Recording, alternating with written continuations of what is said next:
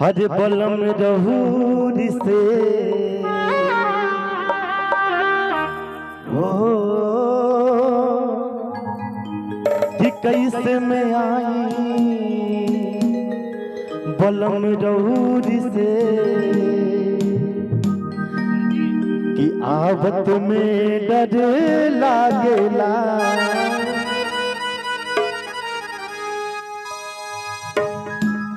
और कहे के बाद कि कैसे में आई बलम रहूर से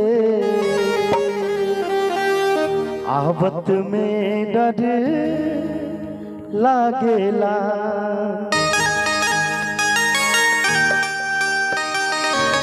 कैसे में आई बलम रहूर से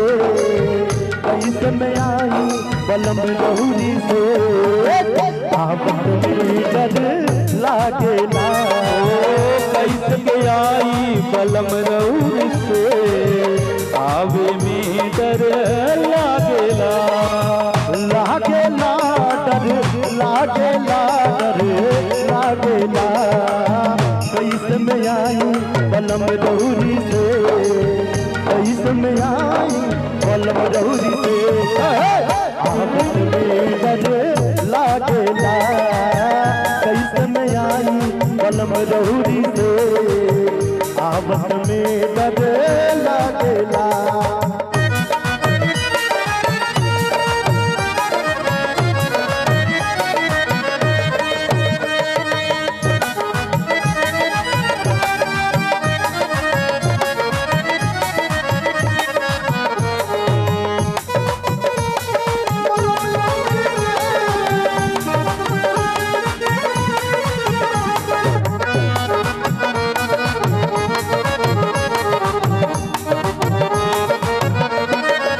अच्छा, यहाँ कितने लोग मोछ वाले हैं? जिनके पास मोछ है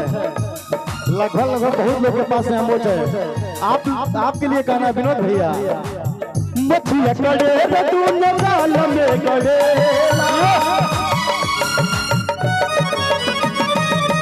मछिया करे तू नगाल में करेला नस नस गजब लहरिया उठेला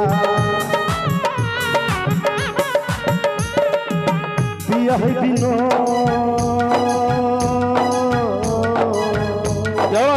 राजा चकलेटिया हसेला करे राजा चकलेटिया हसेला करे आवत में डरे लागेला कैसे में आई बलम रहूर से आवत में डर लागेला लागेला